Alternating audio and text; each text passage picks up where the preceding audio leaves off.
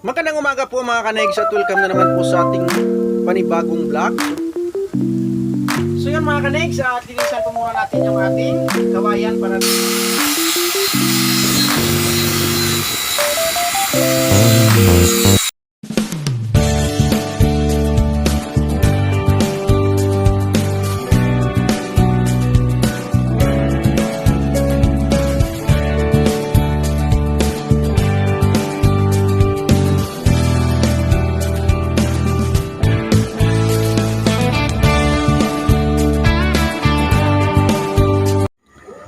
Magandang umaga po mga kanegs at welcome na naman po sa ating panibagong vlog. So malamig na umaga po sa ating lahat, no? So ngayon po araw na po tayo ng linggo at petsa 22 na po tayo ng Oktubre. So kami nga lang po tatlo dito no natulog no, si Utol, si Kautol, si Paring Kadidit at ako, dahil po si Utol Kapanalig ay umuwi nga kagabi no doon sa nabutas dahil po may importante lang po na lakad. So ngayon po kanya-kanya na naman kaming trabaho, si Kautol po doon sa baba no. At yung magawa dun sa kanyang garden, at si Paring Kadidit ay nagre-ready lang ng kanyang pangtabas dun damo sa baba dahil po ano rin siya doon, tawag doon, gapas din ng mga damo no, dahil po magtatanim nga po ng mga gulayin. So panoorin nyo lang po sa kanya-kanyang mga vlog. So ako po ngayong umaga ipagpatuloy ko po yung ginawa ko po dito sa lababo no. So bali po kung napanood nyo sa aking vlog mga kanegs ay hindi pa nga po natapos dahil dito sa harap po ay wala pa po siyang dingding dahil po kinapos nga po tayo sa kawayan. So mamaya maya po pupunta daw dito si Tatay Romano, si Kabras Up, kaya nga po hingi po tayo sa kanya mamaya ng kawayan para po matapos na po natin to at malipat na po natin yung pinakalutuan natin dito dahil po masikip na nga po doon sa kubo. So papakita ko lang po sa inyo mga kanegs ang natira nating trabaho nung nakarang araw. So bali dito na part po mga kanegs ay wala pa nga pong dingding hanggang dito sa kabila na to, kabilang poste. So mamaya po kukuha po tayo ng kawayan no, para matapos na nga po natin at para malipat na nga po natin lahat ng ating mga gamit dito. So mamaya po kukuha po tayo dun sa kabila. So bali po yung ating tubo dito, ang tubo na lalagay natin dito sa pinakagripo natin. So hindi pa po natin ma-install dahil nga po hindi pa po kami nakapunta ng bayan at bukas pa nga po no, bukas pa ng umaga siguro kami pupunta ng bayan ni Paring Kadidit. So bukas na po kami bibili ng mga kailanganin namin na install dito sa ano na to, sa gripo. So mamaya po abangan niyo na lang po mga kanegs at ayusin mo muna natin to para may lipat na nga po natin no.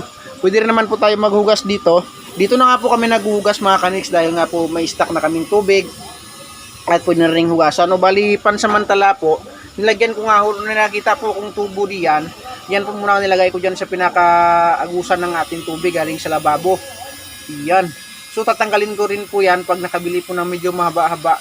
O di mamaya kukunan ko na lang ng kawayan para po hindi na tayo bumili no.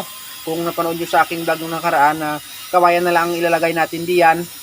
So dahil po yung nakita ako doon, para magamit na rin po natin yung lababo dito, nilagay ko po muna yan pansamantala. Pero gagamitin ng daddy yan pag bumalik dito dahil may lalagyan daw siya ng gayang tubo. So maya mga kanegs no, at abangan nyo lang po no kung ano no, kukuha po tayo ng kawayan doon kila Tatay Roman. Alright, magkapaalam po muna tayo. So bali po mga kanegs, ito na part dito no, hindi pa nga ho nahukay. Bali po kay daddy ito na project. At pagbalik po ng daddy, tutulungan ko na lang po. Tutulungan ko na lang sa pahukay dito no. Siyempre po para may consent na yung daddy, tutulungan ko na lang po siya pagbalik niya. Dahil po hindi pa siya nakabalik, umuwi po nung nakaraang araw, pumunta dito ang daddy kaso nakalimutan niya nga po yung kanyang cellphone at umuwi po ng hapon. Pero hindi po sana siya uwi kung hindi niya nakalimutan yung kanyang cellphone, kaya hintayin na lang natin baka bukas andito na ang daddy no. Right. Yun mga kanegs, tabang hindi pa po tayo nakapagpaalam kay Tatay Romano na kukuha ng kawayan doon, hintayin lang po natin. Papakita ko po muna sa inyo kung ano po yung panang paligid dito sa Kampanalig. At ito nga po no, medyo makulimlim dahil po di ba po sumikat si haring araw at malamig po, lakas ng hangin. Simoy na po ang Pasko no, kumaga palapit na ang Pasko at nalalanghap na natin ang malamig na hangin dito sa Kampanalig. First time ko pong ma-experience na ganito pala kalakas yung hangin dito sa Kampanalig mga kanegs. Ang lamig, pero hindi po ko nakaramdam ng lamig dahil nga po doon ako natulog sa tent. Pero pag nasa duyan lang po ako, sobrang lamig mga kanegs. Bali pag nasa tent po hindi po makaramdam ng lamig dahil mainit po doon, no, pag sinarado mo, no. O tingnan niyo mga kanegs, ang lakas ng hangin, no. Ayan. Yan, at malapit na rin po yung ating uwi ng Iloilo. Ang uwi natin po is nasa December 4 or 5 po, no. Dahil po sinabi ko po sa inyo nung nakaraan na birthday nga po yung aking anak.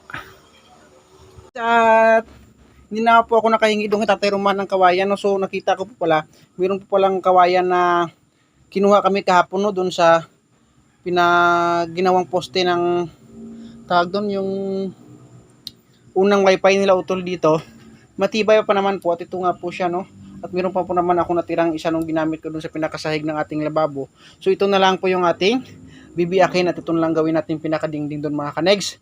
So yun, at samahan nyo mga kanegs, let's go! So yun mga kanegs, at linisan po muna natin yung ating kawayan para na ano na po natin, no? Maipako na nga po natin doon sa pinakadingding natin para matapos na at malipat na natin yung ating mga gamit.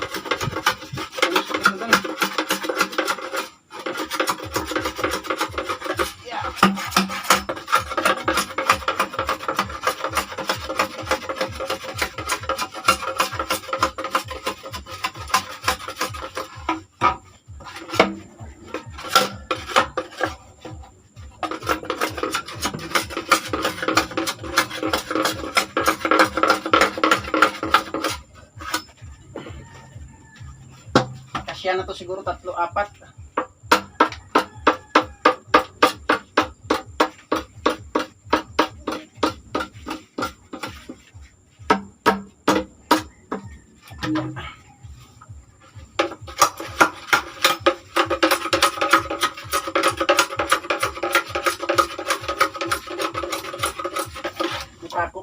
May pako pa naman tayo natira doon mga kanegs. Nalangan natin ito na.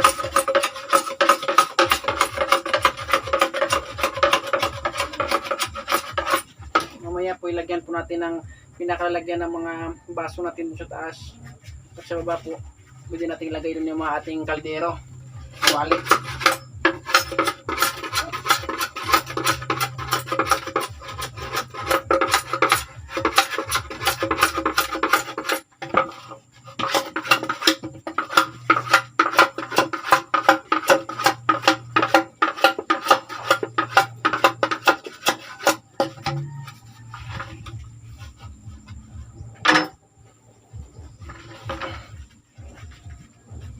Kalimutan ko ata yung ating martilyo.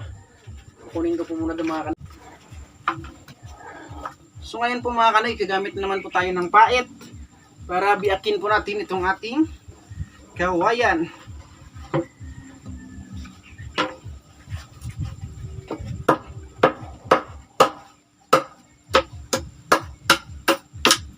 Ayan.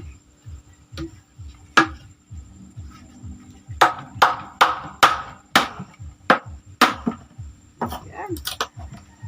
Tibay pa nga siya.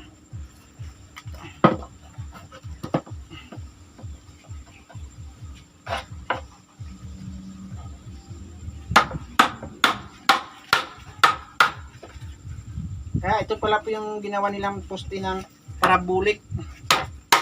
Tinanggal na po namin kahapon. Panurin nyo lang sa vlog ni Utol Kampanalig. Tsaka pinutol din po namin yung mga puno doon para maliwalas tingnan. Dahil po nakakaano rin po sa bubong. Pag nalagas yung dahon, doon napunta sa bubong, kaya kinalawang na yung bubong ng kubo. Kaya nutura namin kahapon ni Kautol sa kanyang Utol Kampanalig.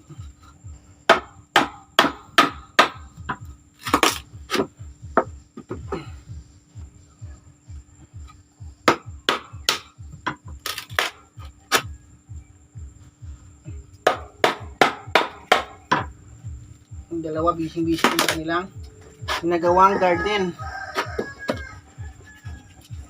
para maraming gulay.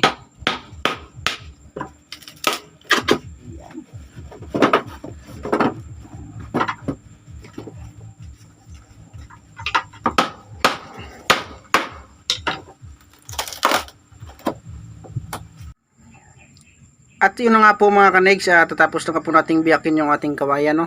So ito na nga po siya.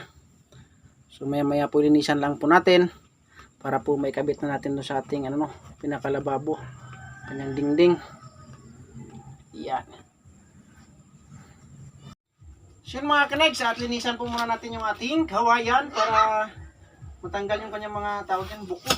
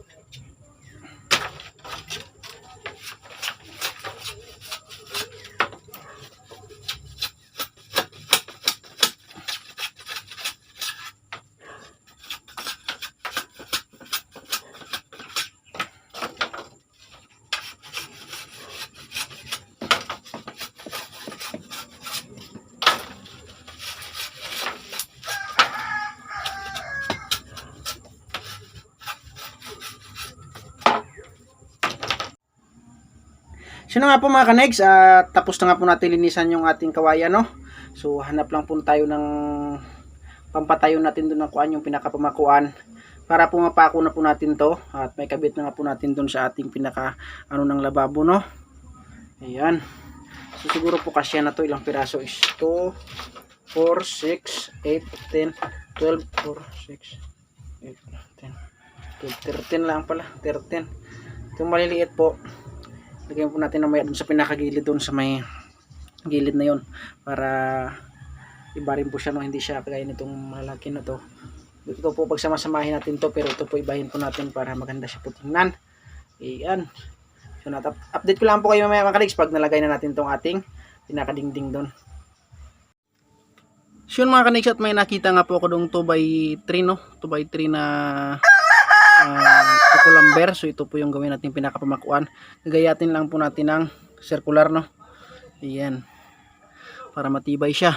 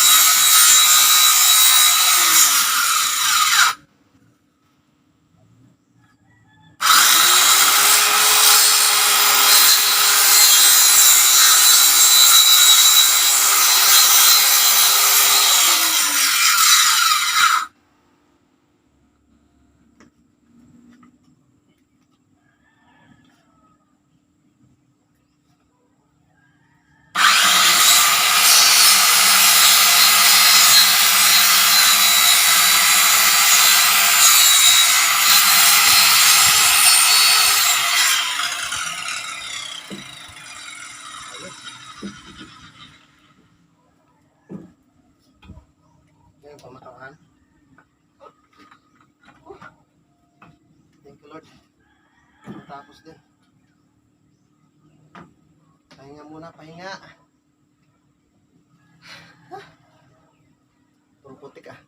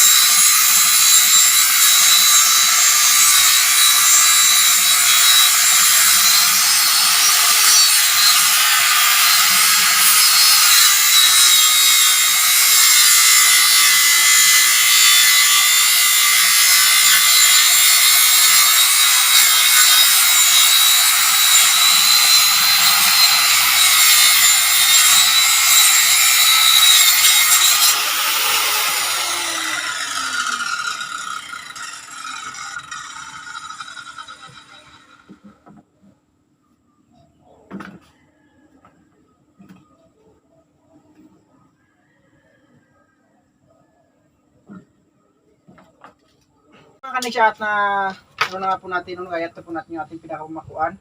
Ilalatag na po natin para mapako na po natin mamaya.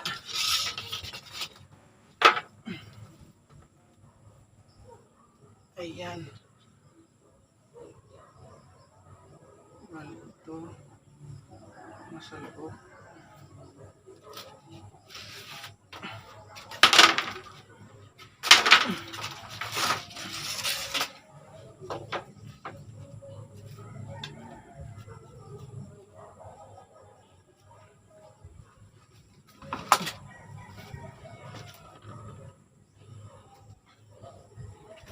Ayan.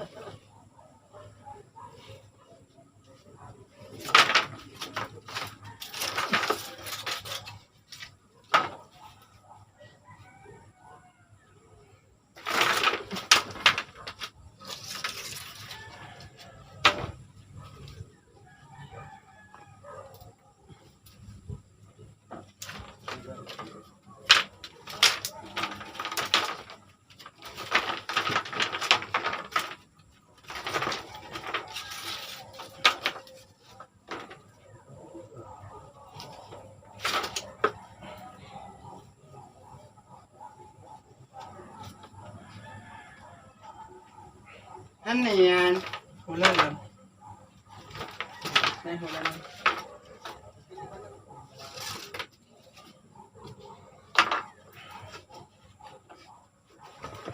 Sarado doon?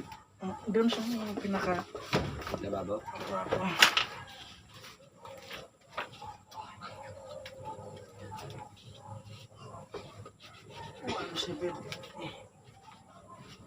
Bukat nga. 170.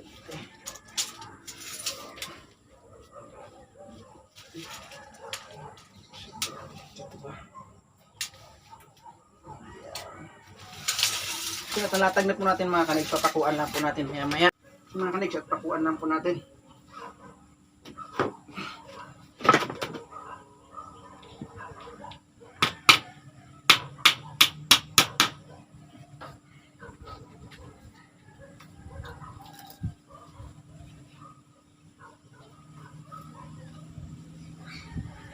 Tulad po natin ito. Wala pa. Ano tayo sa kabila po. Ayan.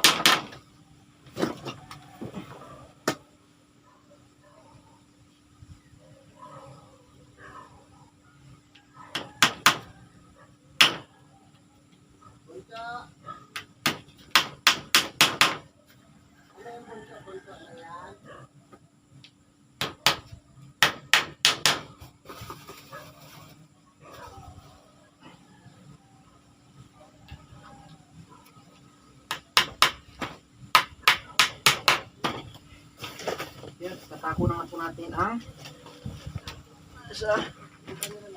Ayan.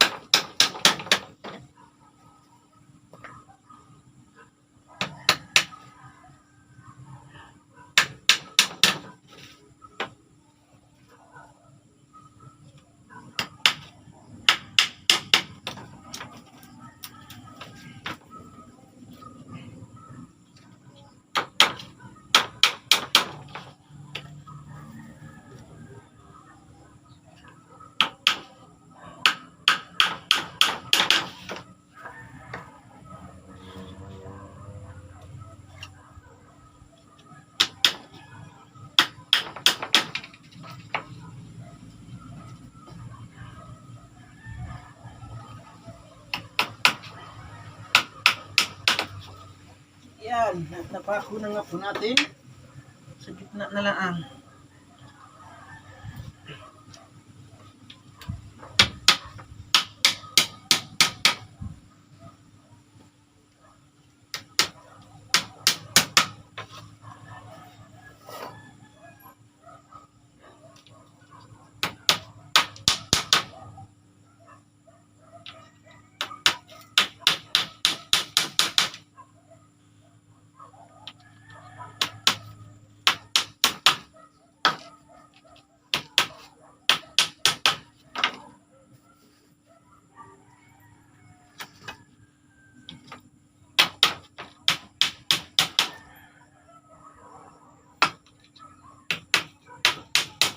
Yan, napako na nga po natin lahat. So puputulan lang po natin. Sino nga po mga kanegs, at nalagay na nga po natin, no, at mamaya po balikan na lang po natin dahil kakain po muna tayo ng ating almusal.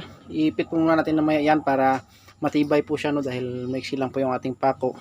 Ipitin po natin din sa likod ng kawayan para katalian po ng alambre para po matibay siya. Ayun, at dito na lang na side yung kulang mga kanegs. Yan. Kunti na lang.